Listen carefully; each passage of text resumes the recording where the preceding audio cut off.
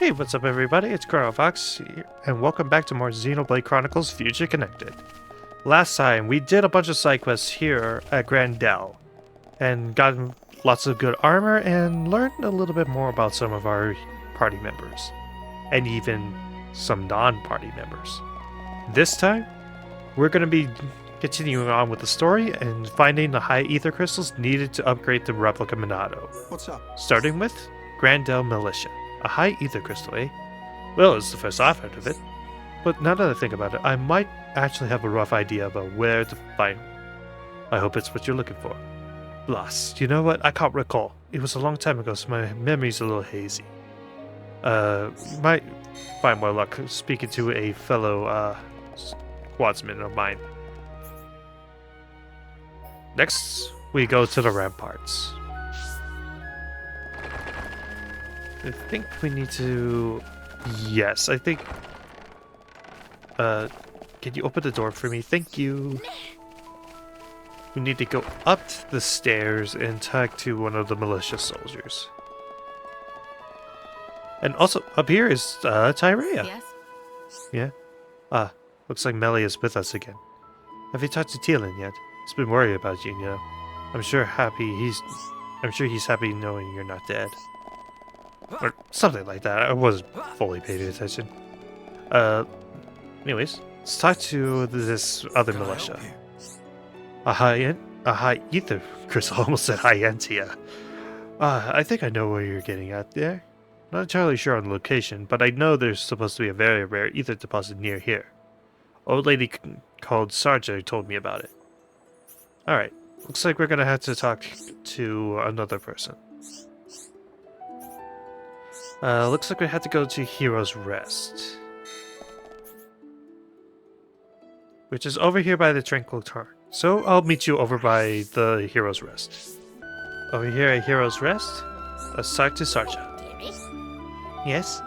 The guard at the ramparts told you, didn't he? He and my late friend were on good terms.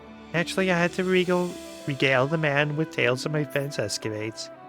I believe the one that may be of particular interest to you is the time this friend, a high-entia man, discovered the crystal. He was a real go-getter, that man. I have no idea what that word is. Around exploring from the day he set foot on the shoulder. He would tell me all sorts of stories from his adventures to entertain little old me. I remember it like it was yesterday. The sky was a brilliant blue. Birds were singing. I'd come to repay my respects to the graveyard like any other day. Okay, skip along ether deposit, and what a light it gave off. It was a sight to behold. The core was translucent, yet gave up a pale glow, warm yet somehow ice cold. I'd never seen anything more beautiful, and I don't believe I ever will. Sadly, it dwindled to nothing in a matter of minutes. Alright. From the description, it mentioned it might have looked something like a stalactite. Okay, so it's in some sort of cavern. Okay. Thank you, Sarja. This is going to be a great help to us. Better report back to Ratsa. So let's head back to... That's the problem with having so many, skip travel points in one location. You can never quite click on the one that you want. Anyways, let's talk to Ratsa. Something on your mind? So that's how things are. Seems we owe Miss Sarja and her friend a debt of gratitude for the valuable information they provided us. It's just my conjecture, but the crystal may have been highly responsive to heat and supplemented when exposed to sunlight. Fascinating, isn't it? I have to say, its properties are quite unusual. And I agree with Sarja. I think it would be found in the cave. So the soldier said he already searched North's necropolis, eh? Alright, let's think of the other options. If you follow Fine Lane, which breaks off from Tool's Lane towards the northwest, you'll find the forbidden Hushland. It's a dangerous place, though, so it hasn't been mapped out very thoroughly. Nevertheless, there is meant to be a cave-like location thereabouts. The man who found the crystal must have been a formidable swordsman. It may be from him that the news of the cave existence reached us. Very worthy. I pray you find a high ether crystal there indeed. Quest complete. And now we have our path. The quest for high ether. So for this, we want to go... I think... Yes, Scapular Lance. And continue down this pathway. So yeah, I'm really glad that I decided to go a little further with this. And down up ahead is where we need to go. Also, be aware, there are some strong enemies like these tortoise here. Alright. Let's just continue on. And also, looks like there is... Well, first we found the Gamaro Hollow. But also, Custodian Barrel Dart. A fog unique monster. Level 71, pretty strong. I would advise not fighting it quite yet. Let's see. And it looks like, yes, there is a Pond Spectre up here, along with the side quest. So, of course, I'm going to pick both of those up. Starting with our little Pond Spectre friend here. You speak to Nonora. Nah. Nah. Okay. Qualified, certified, deified. Pond Spectre Nonoa is his name. What was his name? Peh. Alright. What else? Cut down Miscreant. Thingamajigger 13 must fall. Alright.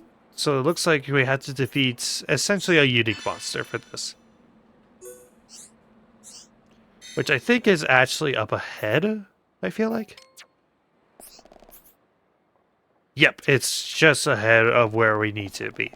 It's right where we need to be, story-wise, so... Yeah. And then over here is Old Expedition HQ. Along with a Machina, Welcome. Melikanzi. You are Aham, Sahayenti, and Nopon. Perfect specimens. No, don't mind me. Please pretend you didn't hear that. Nothing suspicious, you have my word. Please don't start suspecting me. The most suspicious people say that, you know. Okay. Take photos. Photos, huh? Wow, I haven't seen any of those since I was at Dunban's house. Oh, they reference it. Okay. For those of you who don't know, in Dunban's house, up at the very top of the stairs, there's actually a picture that shows the Biona's shoulder. It's one of the few places where you could see it in the base game. Which monsters did you come to photograph? Dinosaurs and Eucalyptus. But there's a problem. Whenever I face one of those beasts, my legs start shaking. Alright. Do you know how to use a camera? A camera? Well, I've never actually used one properly, but I have tinkered with them a bit. Right. Well, if that's the case, it's probably safe to say you could learn. Sure, I understand how it works, theoretically, but so I should be able to figure out the handling. Great. Then I hope you won't think it too forward, but would you mind taking the monster's photos in my place? I'm not convinced I'll be able to take very good photos, though. Oh, that's alright. The camera will respond to your desires and do the lion's share of the work. As somebody who actually does a lot of photography, like I actually have a DSLR camera, I have to admit, I kind of wish that cameras work like that. That they just do the automatic settings and get the right kind of photo. Because, man, working with DSLRs can be a pain in the butt sometimes. I mean, don't get me wrong, I like it. I really enjoy doing photo taking. It's probably, if I don't make a career out of it, I actually wouldn't mind just having that as a really good hobby. But at the same time, it is also sometimes a little weird to work with it. But for now, let's just run through the the Forbidden Hushlands. And also, if you have played Xenoblade Chronicles 3 Future Redeemed, this area might seem familiar to you. This is actually one of the areas in Future Redeemed. That was taken in when Ionios was formed. Anyways, let's just continue on. And Dinosaurus! Oh, I love that enemy name so much. Anyways, let's just continue on. And, ooh, ether deposit. Aura heal for, oh, that would be so nice. Oh, that's nice. Granted, that would really only be great for, Nene because of Berserker. Which is, I think, the only aura in... Well, I guess Keynote technically also has. But whatever. Here we have two monsters facing each other. One of them is a fog beast Dinosaurus. But I'll just let them enjoy their little Godzilla versus Kong battle. And reach the entrance to the quarry. And also up here is actually an item. So let's go ahead and pick that up real fast.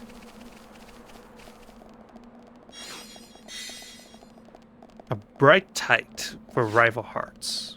Okay, I'll have to remember to drop that off soon. But for now, let's go in here. See what we can find. Zeker Mark Quarry. And a quiet moment that we can indeed view. So, let's do Strength and Unity.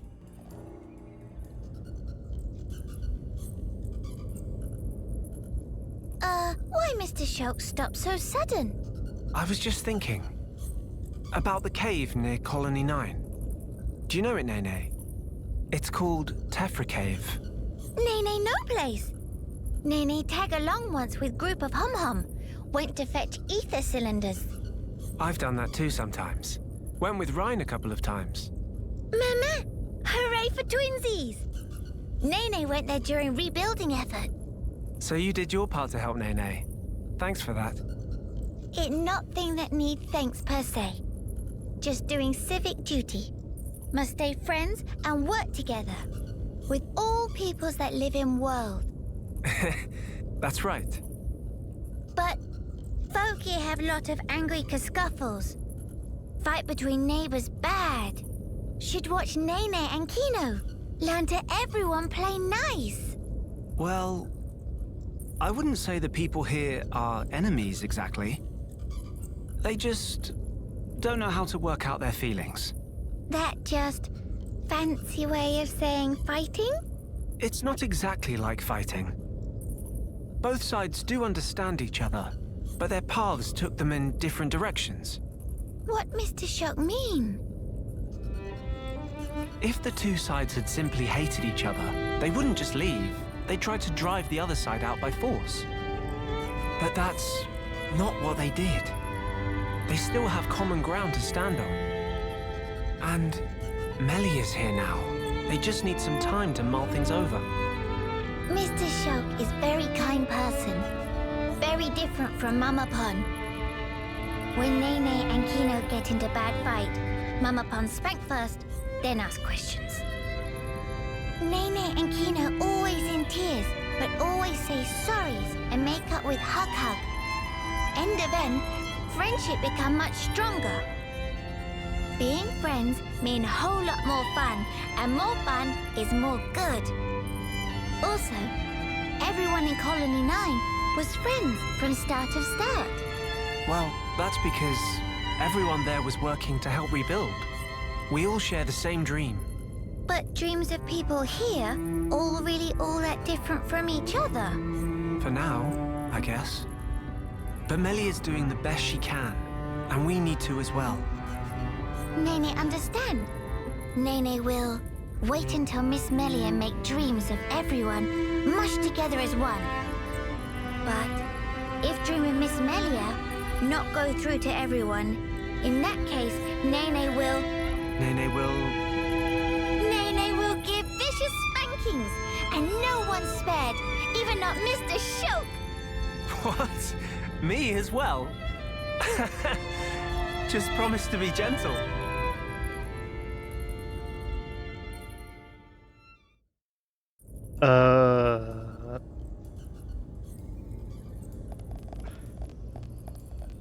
Okay. I'm just gonna. I'm gonna just move on from that. Anyways. I guess the only thing I could probably bring up when it comes to that particular quiet moment is that it is nice to get a little bit more confirmation about what happened to the world after Zanza's fall. Because one of the big questions that was left behind was how much of the Bionis and Mechonis were left. Or I guess more what was left of the Bionis in Fallen Arms, since the majority of the Mechonis was destroyed when Zanza was reawakened.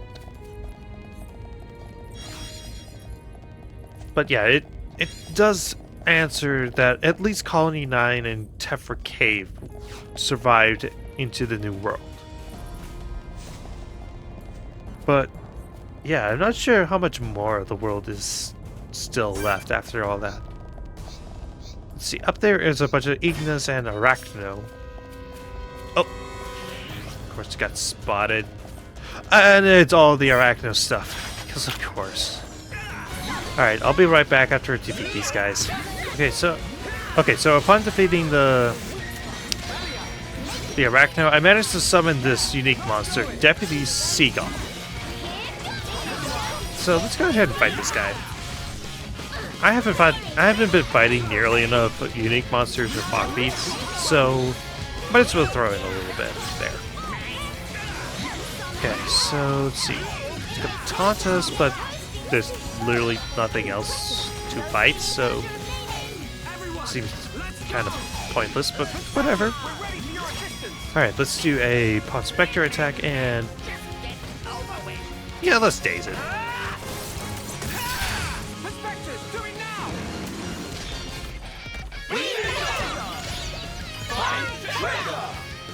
Pod Spectres till we die. Ah, no extra change. Dang it. Alright, let's do a Monado armor.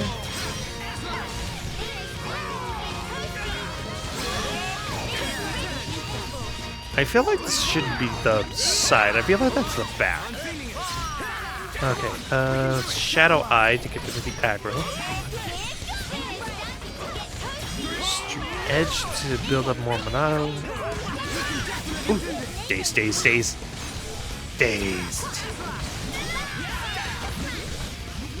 Let's see, armor. And there we go. And for that we get a Will-O-Wisp staff, a Seed Spitter, and Igna hide jacket. I think a Will-O-Wisp staff I think is better than the one that Melly has right now. Slightly better, I guess. But it is also 3 slots, so it might be good to put on. I don't know, I'll think about it. Okay, there's nothing else better for upgrades, so let's just move on.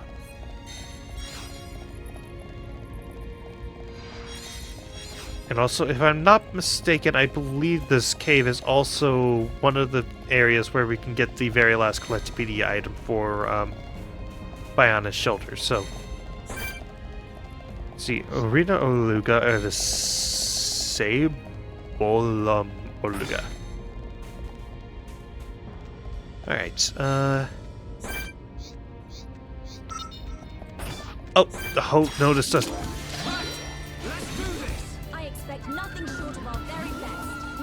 No, you get back here. I was hoping to get rid of it before it summoned its allies, but looks like that's not happening.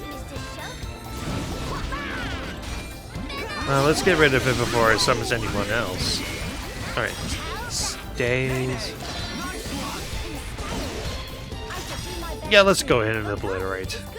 Area attack with the retcon. Oh, I missed up.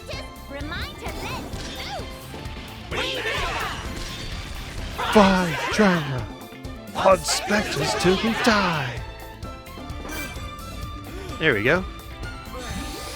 Oh, that pause. I thought that pause meant I was gonna get an extra chance.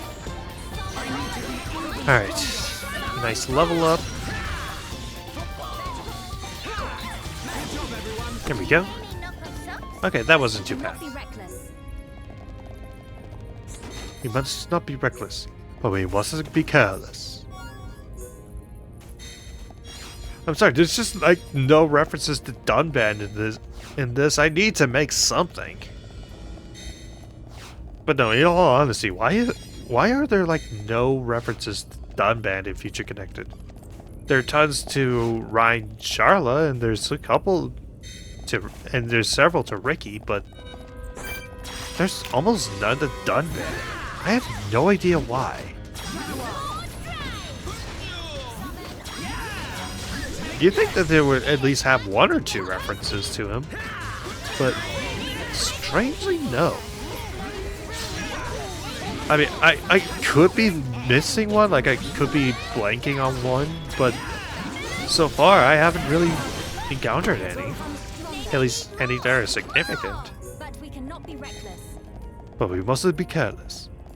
Anyways, up here is the High Ether. Quest complete. And we just need to head back to Grandel to wrap up to make the upgrade. But first, I want to just stick around in this cave for a bit and do a couple of extra things. Like bleeding out to this giant ether crystal. And down here, Marga's weeping. Which is good because up ahead are our opponents along with a unique monster. So, this I have to treat carefully. First, I'm going to swap Melia out and get Kino into the party. I need a consistent healer for what's coming. Next, I'm going to see if I can defeat these guys one at a time. Or even just take out the grunts, then focus on the unique, and then the thingamajigger in the back. Alright, first, let's Monado armor. Extreme edge. Alright, I have at least one revive now. That's good. Oh! Help out Nene out of the daze. Edge. Wow, Monado armor wore off already? Huh. That was rather fast. I thought I maxed out armor already. Like, seriously, I put armor up to level 10 already. Most of my AP for Shulk has been going towards Monado armor. Alright, let's redcon it in. Perspectives, do it now! Now, buy treasure! Pod specters till they die! Alright, so there we go. That should take care of that. Alright, first I'm going to go ahead and save. Yeah, almost 9 hours, and I think we're like 2/3 of the way through the game. And, yep, let's go. Ravager al Apel Ispa. And accident. Oh!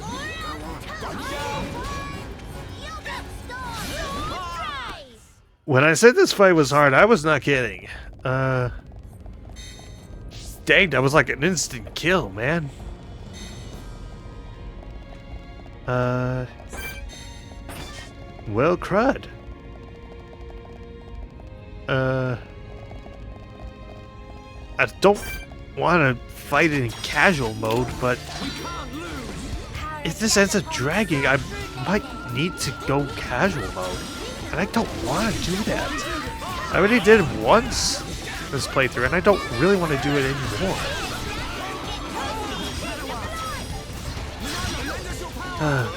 Whatever. I'll just skip ahead to when I defeat these Chromars. Alright, defeated those guys. What to do?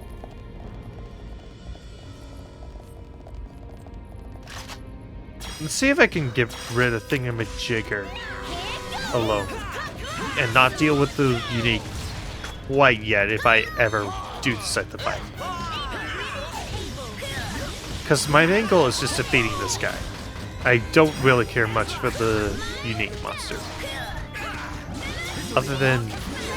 Wait, is that a treasure chest he's sitting on? Besides, I think there is a side quest later that requires us to fight this thing later anyway, so I can just... Oh, no! Oh, Ray can notice us. No. Oh! Okay, I have revivals. That's fine.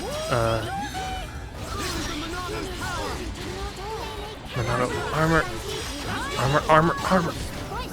What? Okay, does this thing have like an instant death thing? Is that what's going on?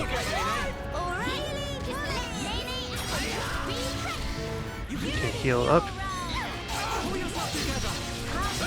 Okay, stream edge. Oh! Yeah, I have a feeling this thing has an instant death thing. And that's why we're dying really fast. Shut up, game. Okay, yeah, I've tried a couple of different strategies. I have a team that's mostly built on survival. I have most of the Pawn Specters. I think it's time. For the second time this playthrough, we're going casual. So yeah, I'll just quickly wipe out these two Chromars real fast, and then we'll move on to Thingamajigger and that one unique. Alright, took out those Ignis. Alright, pointlessly lure. Let's defeat the Ravager. Okay. Monado armor. Alright, so far so good. Alright, let's go ahead and Pawn Spectre. Yellow Chaos. Pawn Spectres, heed my call.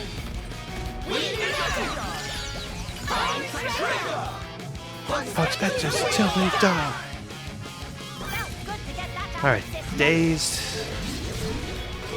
Let's do some bonus effects. Nonona's license. Oh, I missed out on the trigger thing. Okay. Monado armor. Oh. That also might explain it. I was like 5 levels behind this thing. That also might explain why it did so much damage. Everyone is toppled. Oh, it does have an instant death move. Okay. Okay, revive Kino.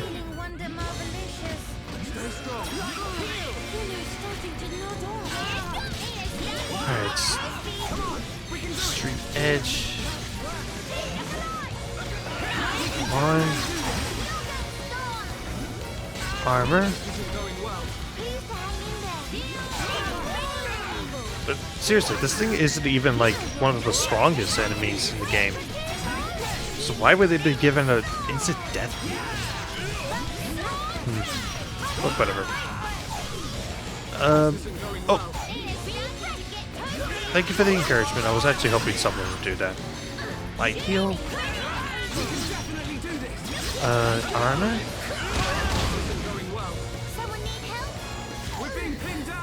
Oh. Well, that was a pointless decapitate. Is it just move? If you use that multiple times in a row, that is stupidly unfair. Yeah, unless I think unless you're super over leveled, I think this thing is going to be an absolute pain in the rear end to fight. Okay, Jumbo Fruit Shot. I feel like that might be a really good weapon for Kino. Yep, and it's 3 slots, so this will be useful. Hang on while I equip some more gems to this thing. Alright, this is what I have equipped. I feel like that would be pretty good. And there was a treasure giant's trove that he was setting on. That has Sage Artistry, which has EXP up for. I feel like this game has a good enough level curve that I feel like EXP up gems are not too necessary. I think you can get through it fine without it. Old Expedition HQ was where I needed to work to. So let's head down and talk to our Pawn Spectre friend here. You speak to Nanona? Man, Mortal. at last, long-awaited desire Nanona is fulfilled. All right, just give license to Nanona back, please. Quest complete, and we get a poison attack for gem. All right, since ancient time of in memory, brethren have sought to reach fabled Yonderland. All right. So now we just need to report back to 1-1. the power. Red Team Nanona. Which means we have 11 out of 12 Napon. Pawn Spectres, I mean. Still missing this one. Hang on, I'm actually good. Before I report back to 1-1, I'm gonna go ahead and try and look for how to get to that Pororo favorite. So give me a sec while I look for it. Alright, I figured it out. You actually needed to be down this level to find it. And also, while I was up there, I had an encounter with a fog beast, so I defeated that, so I gained another art coin. Don't worry, it wasn't anything super unique. It was like, I think, one of those X things. So, don't worry. I'm gonna pick that up, and we now have all 20 Pororo favorites. Which I think means now we just need to go back up to the Sky Bridge and turn that in to Pororo. So I'll meet you over by where Pororo is. Okay, but before that, that is the fog beast that I defeated earlier. It just respawned. Alright, Pororo, I got your faves. Meh, friends find some of Pororo's fave? Show Pororo. Okay. Oh. Yeah, for every... There's like different milestones for getting her different of her favorites. But I just got all of them all at once, so... You can already see what the different milestones are. And also, all the Nostalgia series, that is Nene's. Those are all Nene armors. Debuff Resist 5 is our final reward. Not bad. Alright. Gonna pick that up. Alright,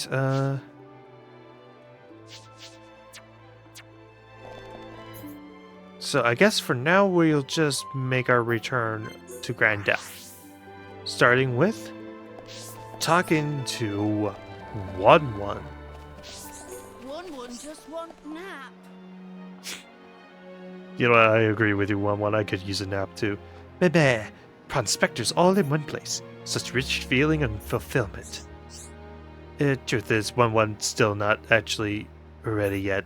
No throwing fit of tantrum. Is no need to sweat minor details. Just hear 1-1 out. While traveling along Clear Sky Bluff, 1-1 gets set upon by a band of cut-purse Igna who steal important memo. Without information contained in memo, ultimate purpose of Pawn Spectre cannot be fulfilled to full. So yeah, it just needs to get a memo. Which is... I think... Huh. It's not showing me where... Where is it at? Oh, it's over here. Okay. I'll save that for another time. For now, let's turn in Rival Hearts. So let's go over to the Grand Arch. Okay, so it's up above. Okay. So yeah, I'll just meet you by where that NPC is. Alright. Are you there? Here you go. Gonna fashion a ring? There you are, here's the ring you asked for. Pale glow ring. That actually sounds kind of beautiful, I'm not gonna lie. Drop down here and let's talk to that one high Intia that was worried about that one Hobbs lady. Come on. A little faster. Okay. Android. Oh, ring is ready. What superb make it is. Did I hear you right? Course made this. To tell you the truth, I'm no fan of the faux nerd scrapper. But this isn't about me. It's about Winnie. Alright. Go ahead and turn in your ring to Winnie. Quest complete, and for that we get Jubilant stuff for Nene. But let's see what we can swap around. Either defense or strength up, strength up.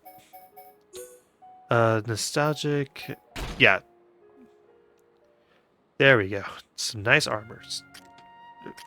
Alright, everybody pretty much has some kind of gem in their armor slots.